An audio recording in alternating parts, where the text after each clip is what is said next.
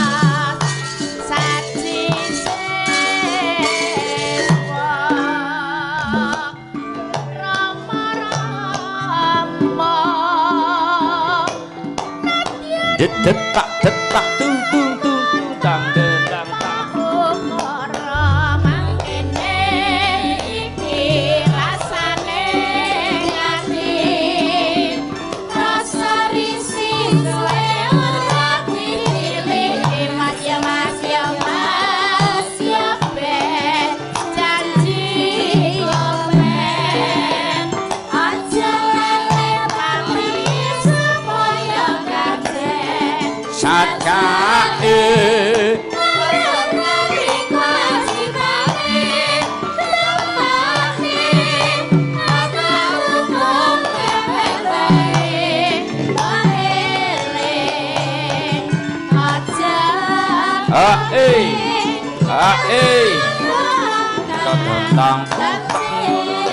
tentang orang tangan tang sepincong ketambangan toh dasar matok dilawan sana matok jar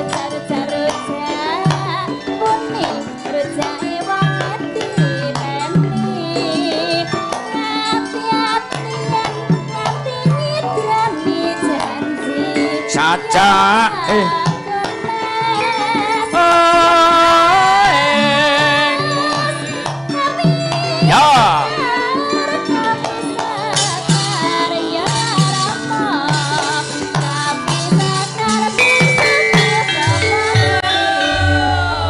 sisan rasa lingguh bacut ke warung pojok terus ya neng ya ayo Dwi Bani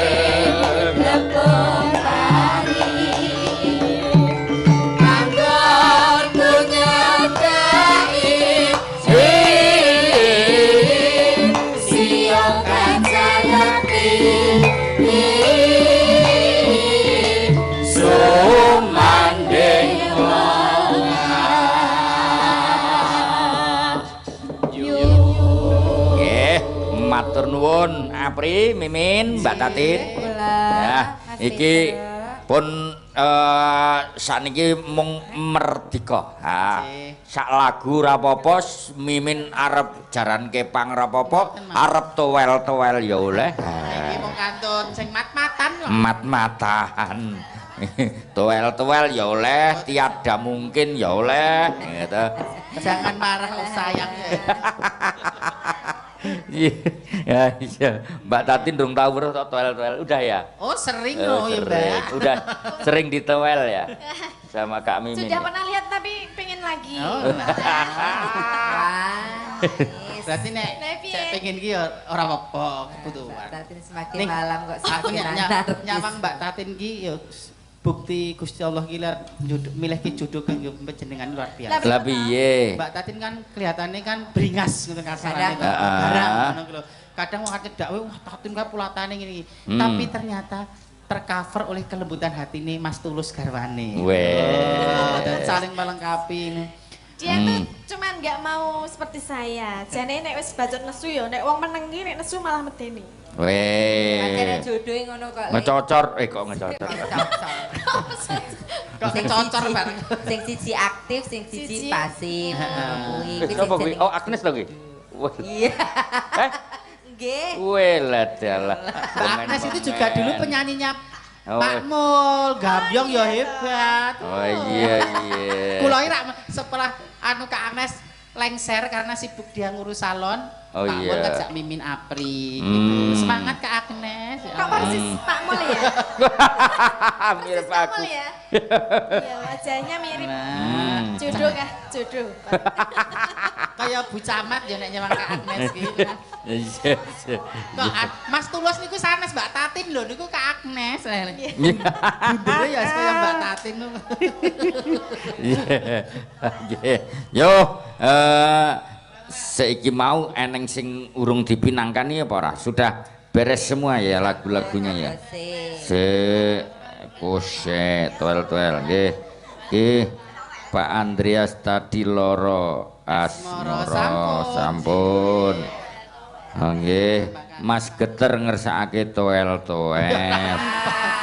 Nggih, Pak Geter mau GWA asal kagem Pak Dalang onje. Nggih. Alhamdulillah. Bu Wiwin ngersakake onang-onang. Oh, sesuk onang-onang. Acara wonten Sanggar Cemara. Napa? Menapa mawon? Oh, nggih. Sanggar Cemara acarane neko-neko pertama Nggih. Sukipan online. Sukipan online, Sukimen Panut. Nggih. Sukipan online lajeng wayangan. Lajeng kerawitan klasik, kerawitan klasik. Napa melih? Lajeng benjing aku Q&A. daftarke ketoprak. Oh, ketoprak ugi badhe wonten. Q&A wonten. Kemarin malah saya sama Mbak Sinto, Mbak Sinta menika? Mbak Yune, Mas Bayu putrane Pak Anom. Yang nomor 2 di hotel Salaview. Gitu. Ingkang Salah. bagi coming soon nanti Caganaga juga bisa di Caganaga bisa di sini. Kemarin Pak Parno Condong Raos. Condong Raos. Ya, pirsa ya. Kerawitan Condong Raos. Kerawitan Condong Raos itu kalau bawa sing suaranya apik banget itu Pak Parno. Makanya kalau izin, masa nek Caganaga mungkin nek temen kira ya dadi Enggak masalah. ya masalah. Semua punya segmen. Yuyun ugi kula Bu Yuyun nyuwun. kemarin Bu Yuyun Bu Yuyun kesini. Bluro. Bu Yuyun Bluro. Nggih. Semua punya segmen, ada segmen sing gending-gending. Sinden senior Nah. itu sudah pernah mengisi acara Di sini. di panggung ini. Oh, nggih di sini dulu Bunga Tira. Natira, Oh, nggih. Bu Tantina, Bu Tantina. Bu Warni. Oh, nek Mbak Warni itu ya jelek keler ke sini. Mbak Malam Warni. Selasa Wage itu pasti ke sini. Terus Nggih. saiki aku. Saiki Tatin. Oh, elok. Iya. Wow, Eka Kebumen Indah Laras, Rabies, nek Getuget. Getuget, Menawi kula Elisa. menika mlebetipun kategori sinden kula sampun dwija menawi kula. Weh. Begenten, Menawi Mbak. kula. Apa? Genten Wong nggon seni kok tekan begenggak. Iki seni nek Begenten. begenten. Sing tak teko iki termasuk aku Iki termasuk jenenge sinden apa dwija apa seniman apa ngono lho, Pri. Termasuk jin. Jadi dulu saya pertama kali beli gamelan itu ini. Nggih. Nggih, ini sing tumbuk 5. Nggih, dhisik nggih mung saya enggak kepikir iso terus dadi dalang tenanan gitu enggak. Cuma Jadi beli, seperti ini ya. terus beliin bapak aja terus gawe kayak iki. Gawe iki bapak dulu gitu. Nah, jadi di situ itu ada di belakang apa kain hitam itu ada jam dari awal 2008 sampai sekarang masih ada mati di angka 12 lewat 10 menit. Nah itu jam wafatnya bapak itu. Wow. Itu. Nah Mistis ya, itu Dek? lagi. Ini pertama kali digunakan tahun berapa ya Pak? 2004 nggih. 2000 ya 2005 dibangun 2004. Terus 2005 itu Pak Mantep udah dalang di sini. Waktu itu. Untuk pertama kali. Boten pertama kali kalau wayangan itu pertama kali nek enggak salah Pak Joko Mokaten. Itu simbahnya Mbak Mbak Ani. Mbak Ani. Oh. Itu simbahnya Mbak Iya, Ani. iya. Semoga langgeng. Putu kungger.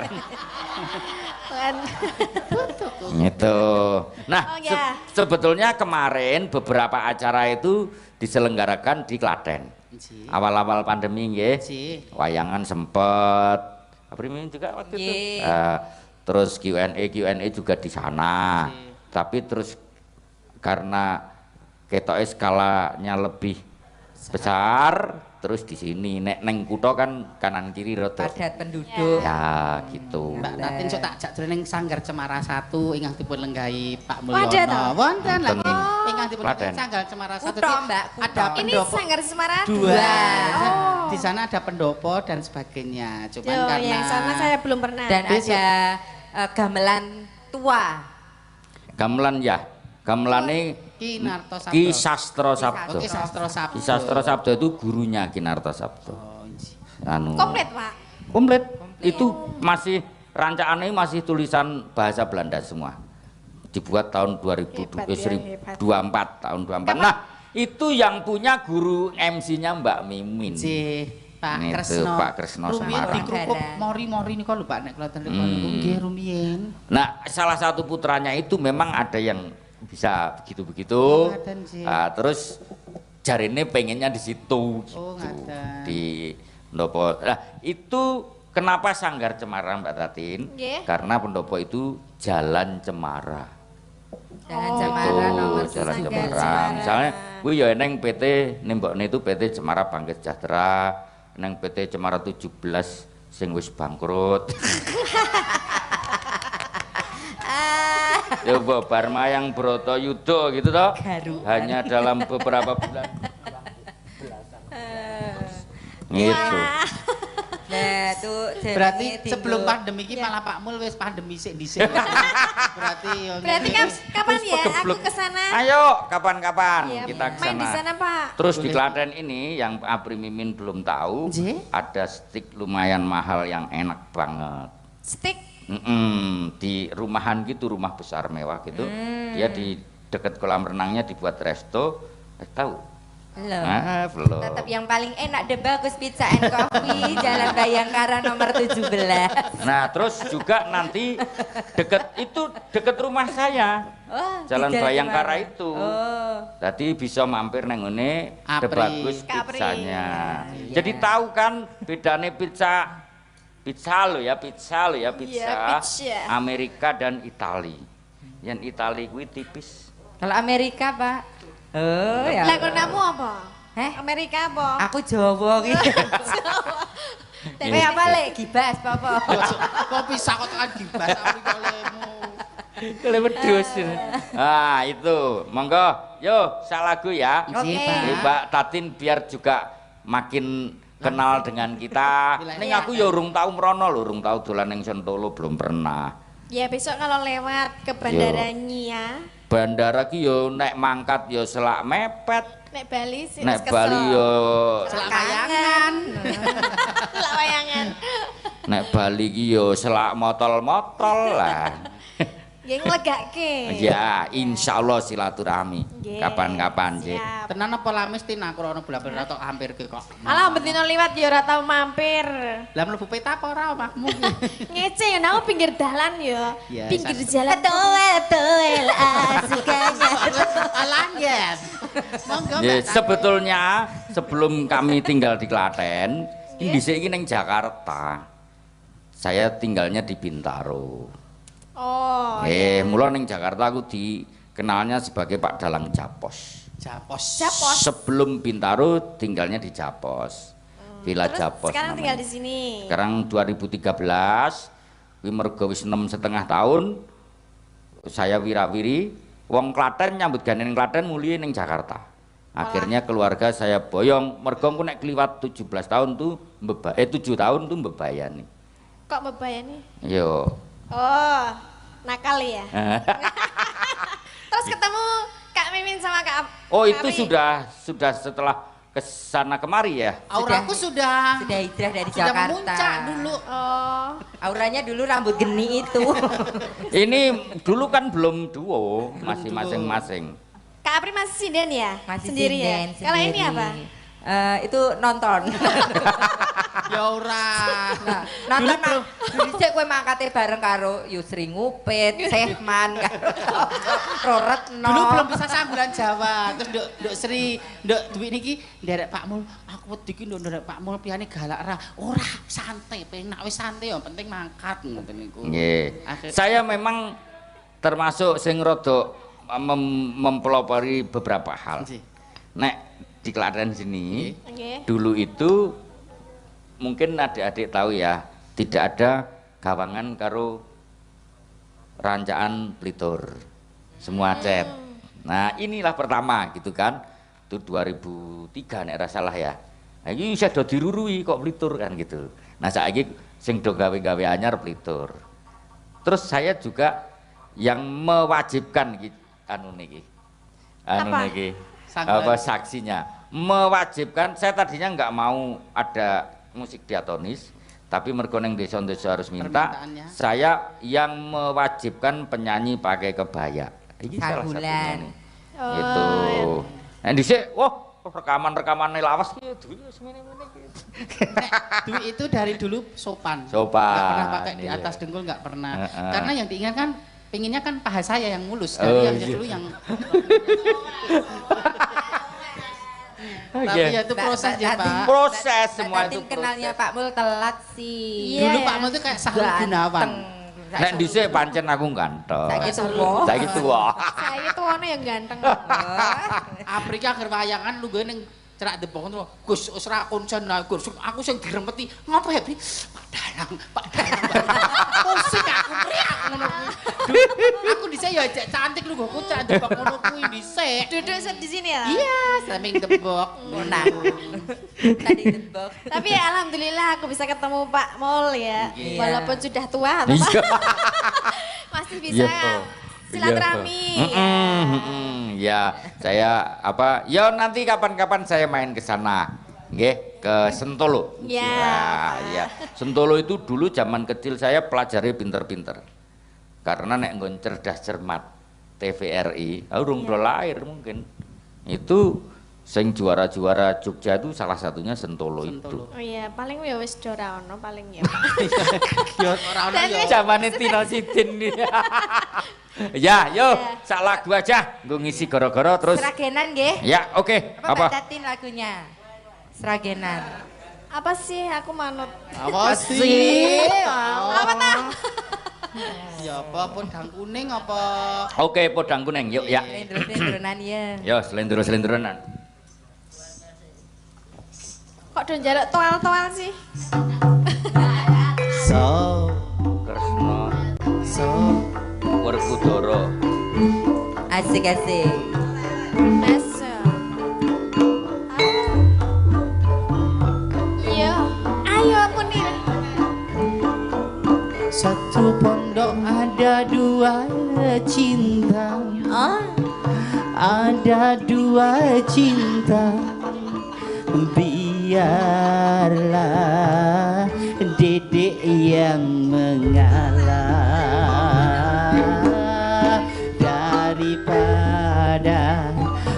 batinku tersiksa. Wis rasa kuat-kuat. Wis ayo kodang kuning. Se. Hei.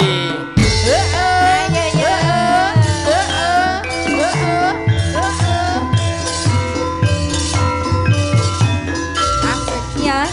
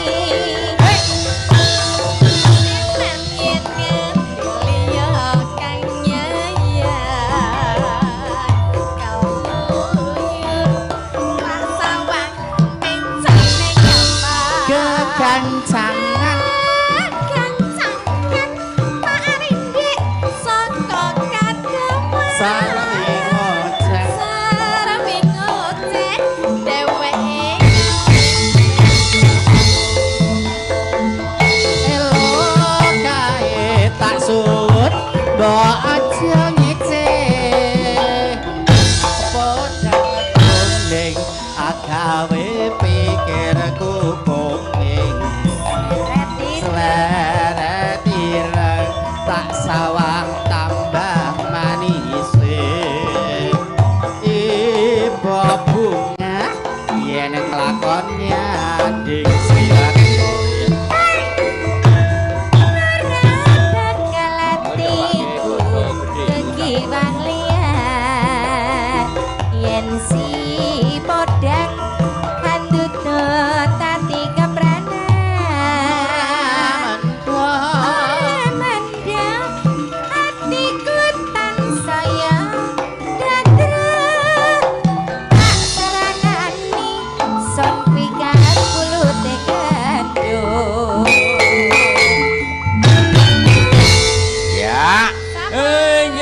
matur nuwun Apri, Mimin, Mbak Tatin. Ngantek rada kekewengen mboten napa-napa nggih.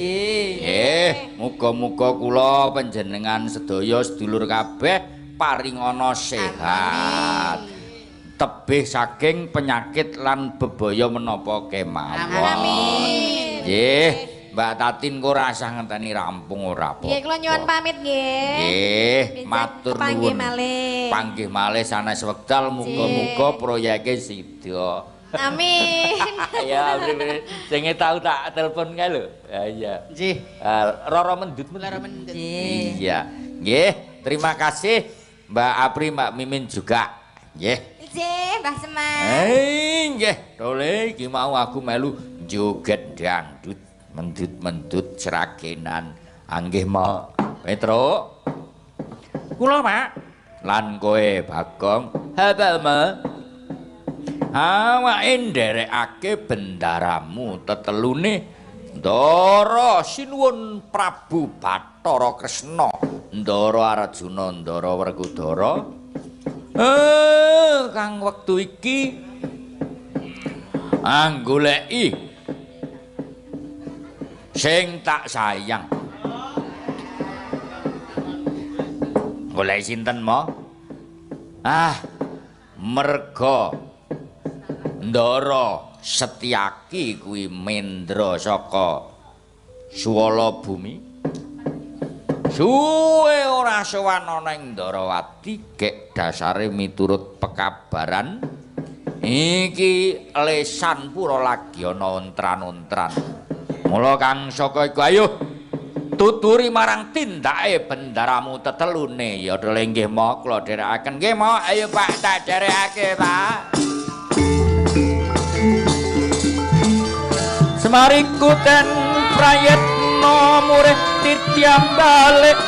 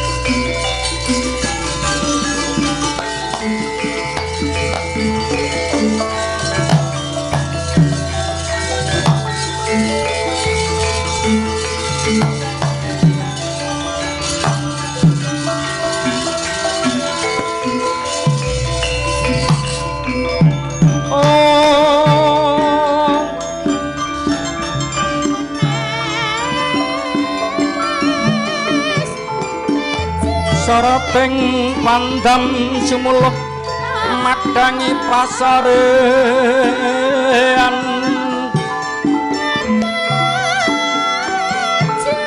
ngenani wadana remu-remu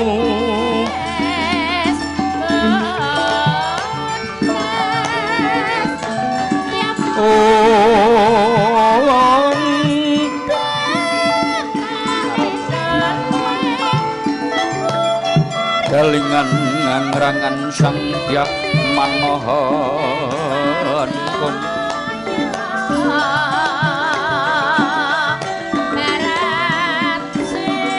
ya Manohan Kung sumungkem kuling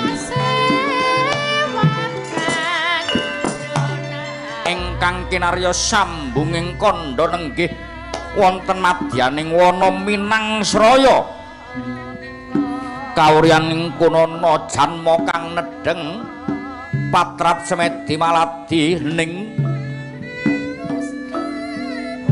amandeng pucuking grana kusika nutupi baban hawa sangamuntu cipta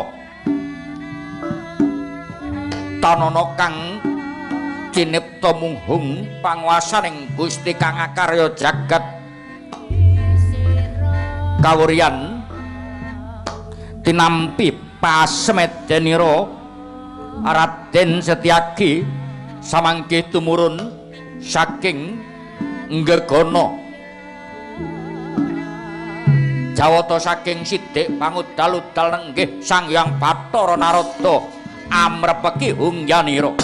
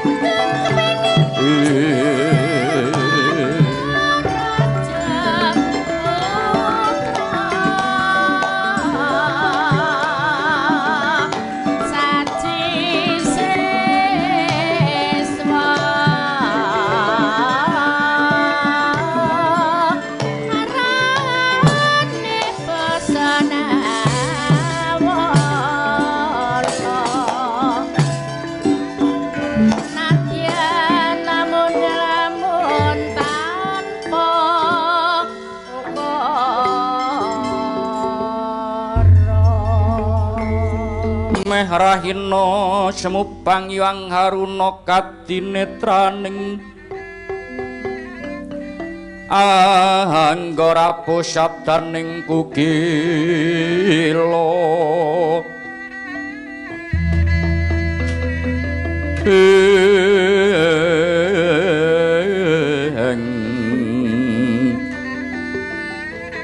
ringkane goro saketer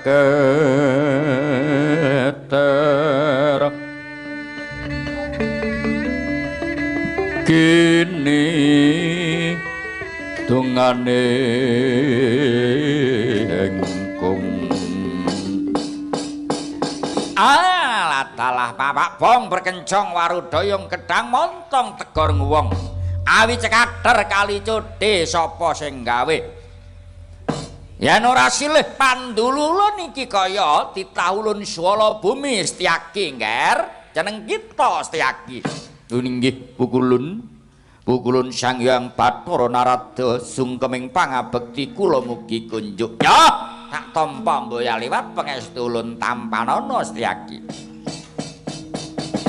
ana parigawe apa jeneng kita Setyaki patrap semedi maladining ana sak nduring watu gilang kang mapan ana telenging wana Minangsraya kene kulup inggih waleh-waleh menapa kula nampi wangsiting Jawata bilih samangke Jawata badhe matedhakaken pusaka permati menawi kepareng lan wonten palilaing para Jawata pusaka permati ingkang awujud menapa kula dereng mangertos menika badhe kula suwun. Loh.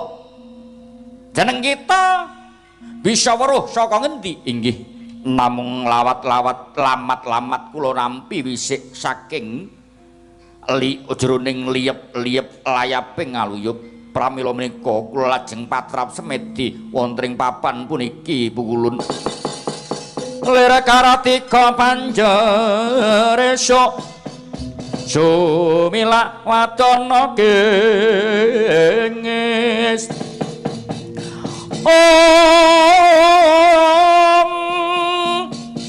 kongas adining kusuma mamayu waloyeng nagri mamayu waloyeng nagri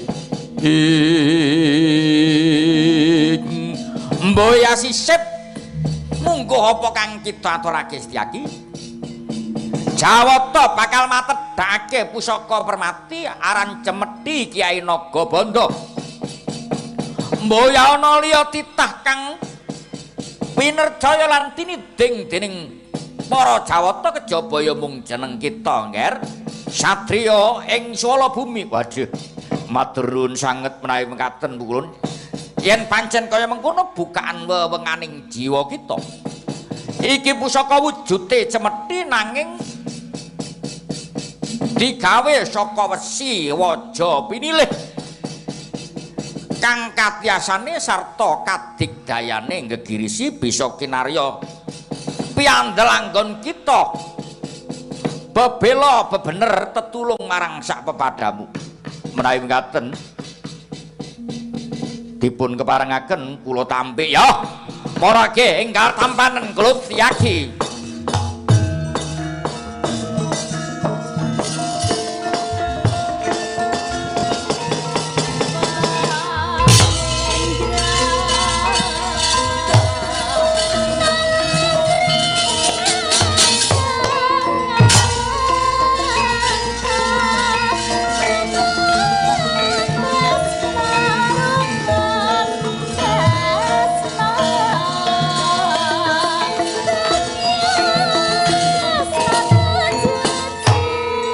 ngaturaken genging panuwun ingkang tanpa pepindhan pukulun ya tumuli ulun pali marang kakyangan gunakna pusaka iki kanthi bener lan becik nggih mboten langkung sendika ngestakaken dawuh pukulun